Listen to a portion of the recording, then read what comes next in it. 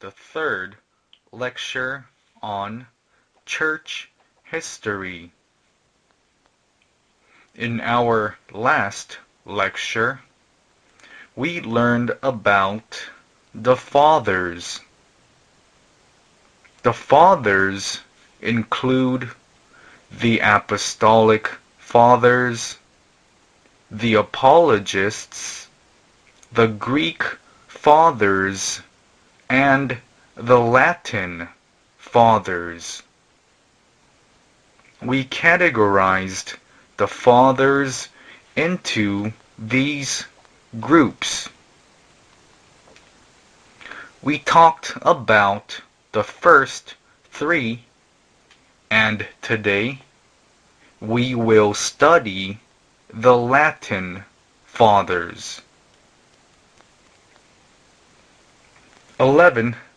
The Latin Fathers. Number 1. Tertullian. If we look at his life, we learn that Tertullian was born in Carthage at around the year. His father was a centurion and his mother was a pagan. He became a believer at the age of 40. Let us summarize his views on faith. He believed in the doctrine of sin that said that the disobedience of Adam, the progenitor, was what caused the discord between God and man. He claimed that the soul is inherited from one's parents. He said that because sin is also inherited, it does not exist in the flesh. He is the creator of the idea of the Trinity. Tertullian was against infant baptism. Let us take a look at his life. He was born in Carthage in the year 200 to a wealthy family. He was a teacher of rhetoric, literature, and law. He became bishop of the Church of Carthage around the year 248. Persecution happened at around the year 250, and because of this persecution, Cyprian went to the desert and encouraged the church with his letters. Cyprian is famous for his ecclesiology. We will briefly cover his ecclesiology. Cyprian believed that salvation could only be found in the church. He said whoever abandons the church is an alien and an enemy. He said whoever does not call the church their mother cannot call God their father. He said that like the people who were outside of Noah's ark perished, those who are outside of the church will perish as well. He claimed that there was no other church apart from the Catholic Church. Because the Church was raised through bishops, there is no church without bishops. He also argued that a divided church and a heretic's baptism are invalid. Therefore, he believed in the unity of the church, and he became the progenitor of the idea of the Catholic Church. Up until now, we have studied the four types of fathers. Let us compare these fathers. First, we have Clement. Clement was active from the year 92 to 101. As Bishop of Rome, he worked for the cooperation of churches. He wrote 2nd Clement and his book of sermons. Next, we have Ignatius. He is known to have died at around the year 110. He was bishop of the Church of Antioch, and he wrote his 7 epistles while he was being transported to Rome. Next is Polycarp. Polycarp was bishop of the Church of. He was martyred in the year 155. He wrote a letter to the Church of Philippi. Next, we have Papias. He is known to have died at around the year 150. He was bishop of the Church of Hierapolis. He wrote in 5 books explanation of the Lord's discourses and a book on the millennium. Next is Hermas. Hermas was a disciple of Pio, Bishop of Rome. He died at around the year 140. He wrote Shepherd of Hermas, which is about the end of days. Next is Justinus. Justinus lived from the year 100 to the 5. As a philosopher, he used philosophy to evangelize the West. He wrote the first apology, the second apology, and dialogue with Trypho. Our next figure is Tatianus. He lived from the year 110 to the year 172. He lived in Rome. Tatianus wrote Address to the Greeks and Diatessaron. Next, we have Irenaeus.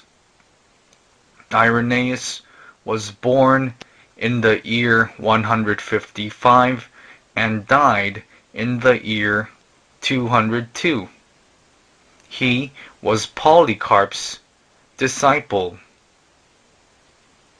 Irenaeus wrote a book called Claims for the Church's Peace and he contributed to Latin theology.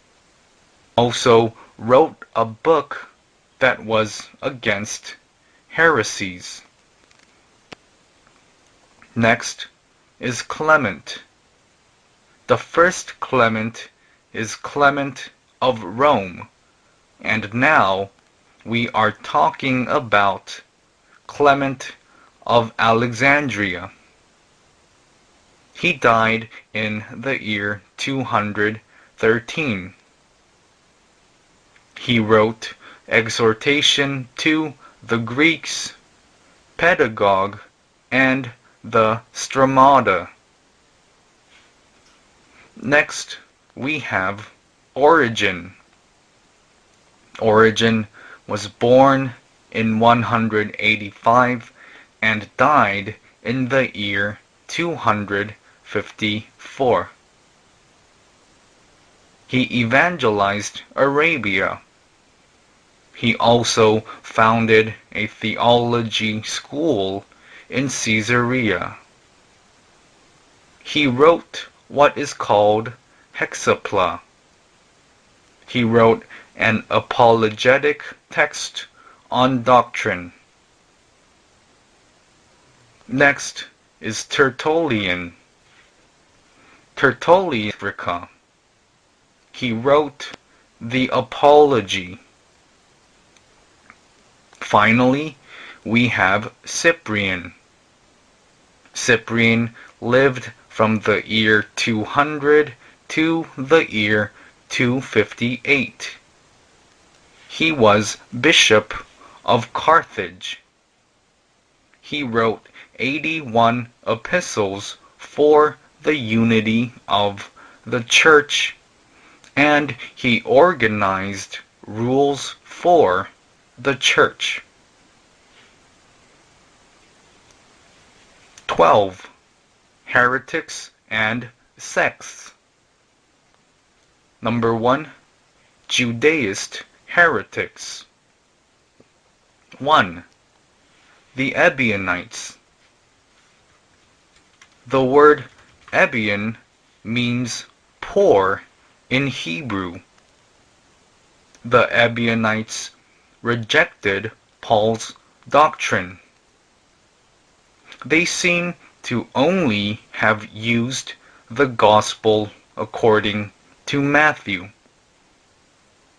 Let me tell you about their doctrine. The Ebionites adhered to the law and practiced circumcision. They remembered the Sabbath and fasted.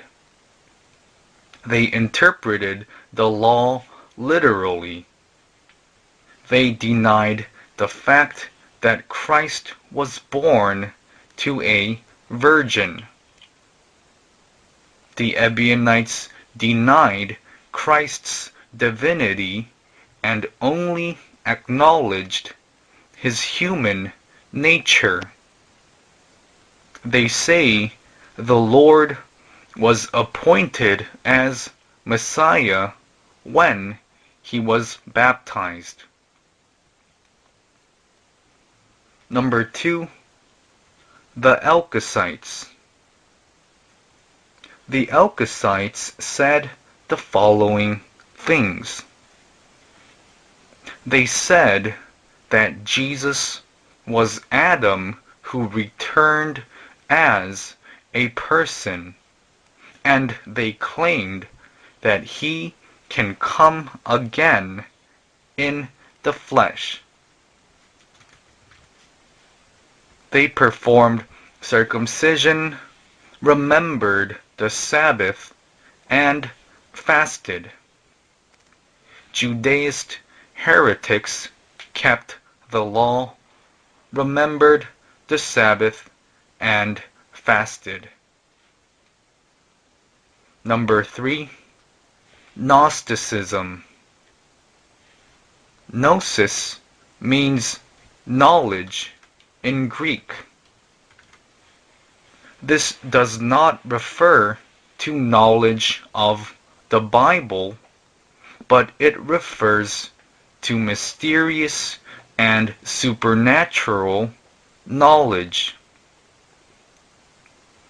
The people combined the popular astrology, magic, philosophy, and Persian dualistic cosmology with Christian doctrine to form a religious philosophy.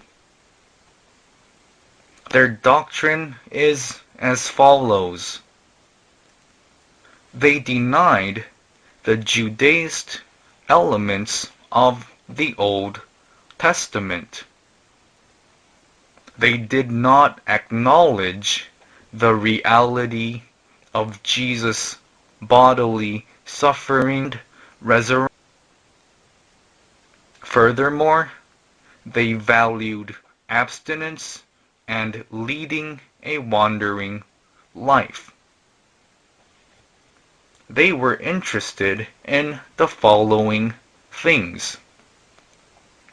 They contemplated why the universe that God created had sin and disaster. They also thought about how we are to be saved in this situation. Also, they did not look at the Old and New Testament Bible from a traditional theological perspective, but they interpreted it from their own perspective. They came up with the following answer. The deity flowed out as an eon and became distant from the deity to reach the lowest level. They said because of deity created the universe is imperfect. They further said the Creator God of the Old Testament is a lower God. And they said Christ of the New Testament is the ultimate God. They stated Christ's body did not exist, but it only appeared to be that way. They said the following about redemption. The salvation of mankind is being freed from the bindings of material things and returning to God. They said that this is fulfilled through knowledge. As they did this, they categorized mankind into 3 groups. First, people. Next, there are spiritual people. Thirdly, there are psychic people. Number 2, church sects. Church sects, claiming to be holy, separated themselves from the church. Montanism, Novatianism, and Donatism are sects. I will discuss them one by one. Number 1, Montanism.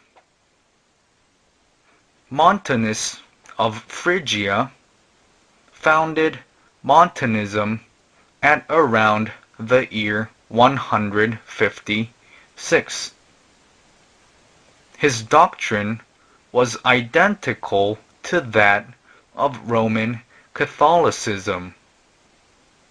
However, they advocated the revival of primitive Christianity and rejected Gnosticism. They abolished strict rules. They were also opposed to the system of ranks within the church. These people encouraged fasting and asceticism.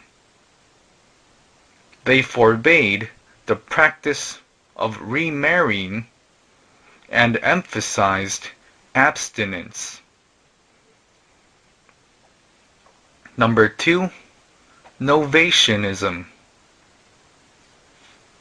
Let me explain how this sect formed. The sect was created during the time of Emperor Decius. The church of this time period was persecuted, which produced many apostates. As persecution came to an end, people were divided as to how they were to deal with the apostates, how they were to let them return to the church. This, the bishops of the Roman Church and most of the bishops of the East and the West decided to be generous. In other words, they allowed people to return if they repented. However, Novatian strongly argued that they should keep the rules. The bishops of Rome held several meetings. They decided to dismiss Novatian and to accept apostates who repented. Number 3, Donatism. Donatism was created for the same reason Novatianism was created. Followers of Donatism held the strong view that said they could not forgive those who abandoned the Bible during the church's action. They claimed that a church with criminals had departed from God, and thus the criminals had to be expelled from the church. They also said that baptisms performed by these apostates are invalid. Number 3, Manichaeism. This is paganism. Paganism looks similar to the church, but it is completely different. I will first talk about Manichaeism. Manichaeism is a religion that formed in the 3rd century in the east of the Roman Empire. Manichaeism had ideologies that were similar to those of Gnosticism. However, their roots are different. Influenced by Greek philosophy, while Manichaeism was influenced by Eastern religions. The ideas came from Eastern religions from Persia. This religion flowed into the West and came into contact with Christianity. It adopted elements of Christianity and formed a sect. The founder is Mani. For this reason, the sect is called Manichaeism. Mani was born in the year 216 and died in 276. He was the son of a Persian aristocrat. He said he received revelations from when he was 19 years old to when he was 24 years old. He traveled India, China, and had many followers. The Persian palace welcomed him. However, he was killed because of the hatred of his opponents. Let me tell you about its doctrine. Manichaeism is based on Persian dualism. They explained the world to be a field on which light battles darkness. They said that mankind was formed because the devil, which is a force of darkness, entered the world of light and created humankind. They claimed that nirvana was the only way life could return. They advocated abstinence in order to reach nirvana. Their ideology spread to many regions. It reached Mesopotamia, Palestine, Egypt, North Africa, and Spain. This idea continued to spread until the 13th century. Number 13. The Bible and Creed. Number 1. The Bible. A. The compilation of the Bible. It is the process by which the Bible was canonized into 66 books. During its Sunday worship services, the early church read the collection of Jesus' sayings and doings. At around the year 160, Matthew, Mark, Luke, and John were compiled to form the four Gospels. Marcion the heretic included the Apostles' epistles, the Pauline epistles, in the compilation of the New Testament was completed during the time of Tertullian. B. The Muratorian fragment is proof that the New Testament is made of 27 books. In 1740, Italian historian Muratori discovered this.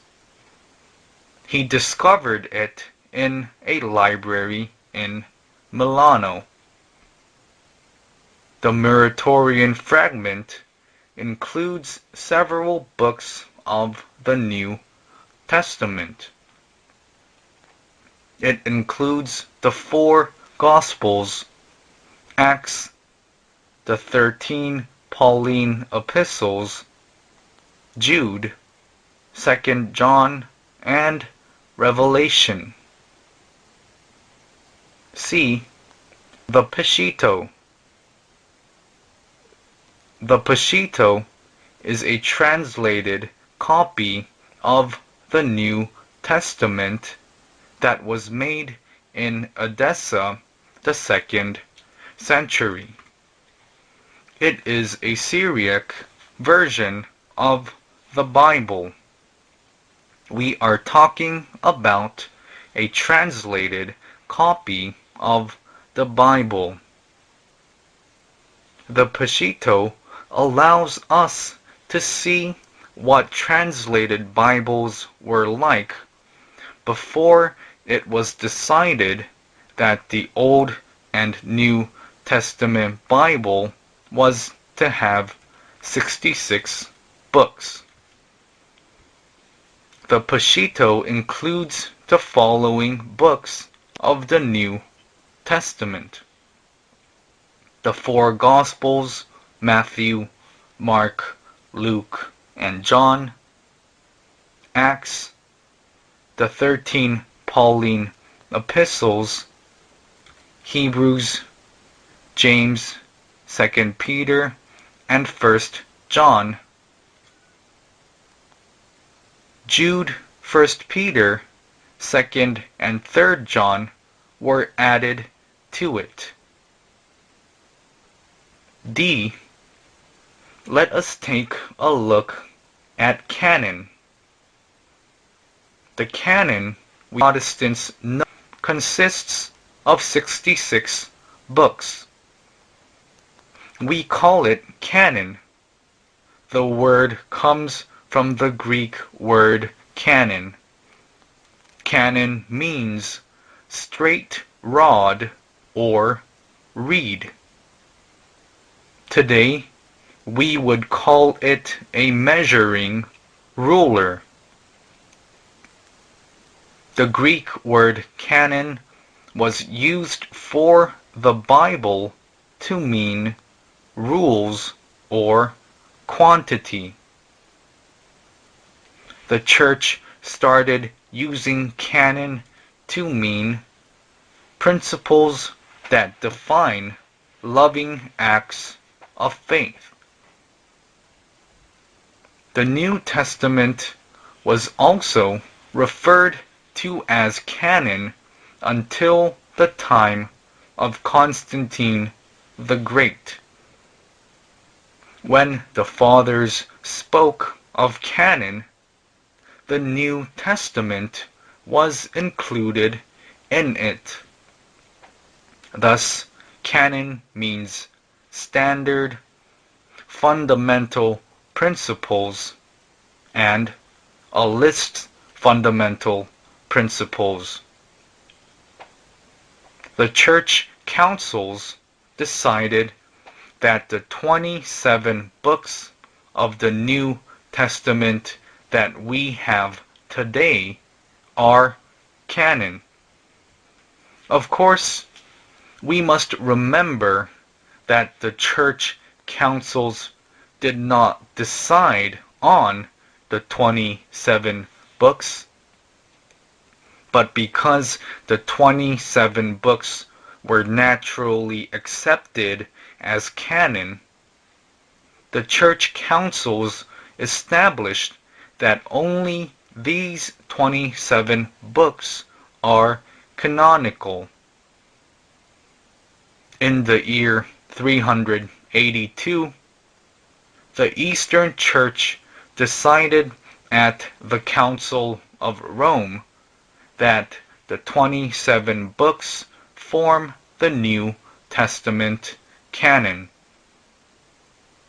The Council of Carthage decided on the 27 books in the year 395. Then what was the standard for the New Testament books as canon? First, there is the historical standard. Do the writings have apostolic authority? Next is the internal standard. The standard is the influence the same as that of the apostles? Number 2, creed. The most representative creed is the Apostles' Creed. Legend has it that the 12 apostles wrote down the standards of their faith in Jerusalem, and Peter carried this creed to Rome, which became the Apostles' Creed. Back in this time, believers who were to be baptized, had to make this confession of faith.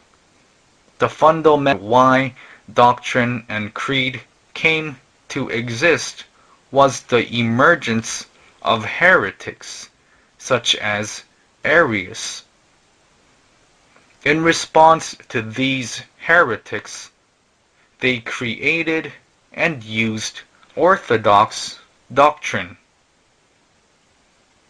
The Apostles' Creed seems to have been confirmed during the Council of Constantinople in the year 381. Number 14. Church government and church officers. Number 1. Church government. A. The church's sovereignty. The sovereignty of the church was initially concentrated in large cities. The church's sovereignty came to be focused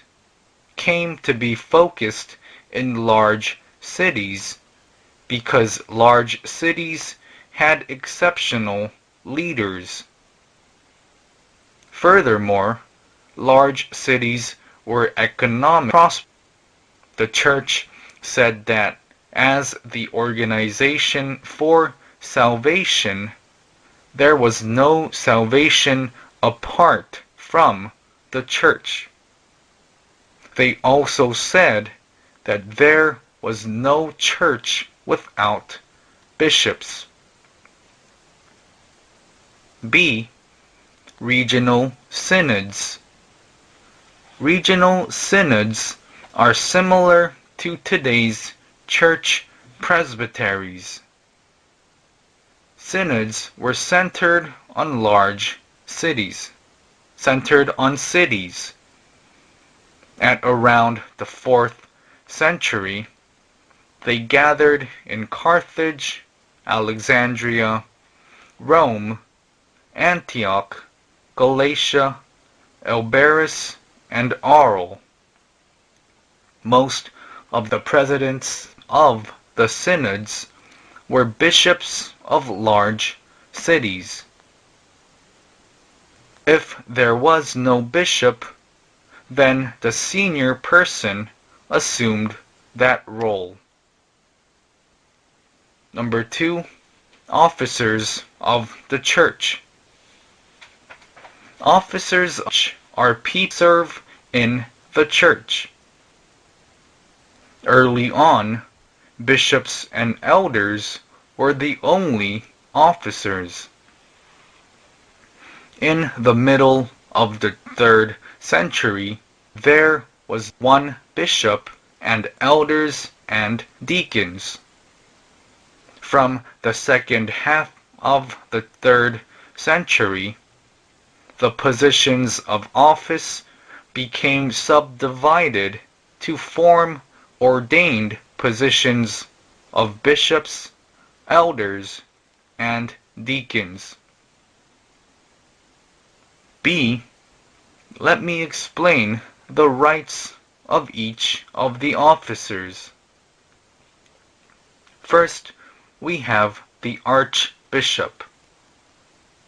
The archbishop supervises all the bishops in the region. He is responsible for ordination. He assembles the first council in 2 years, and he serves as president of the council. Next, we have pastors were mediators between God and man. Next, we have bishops.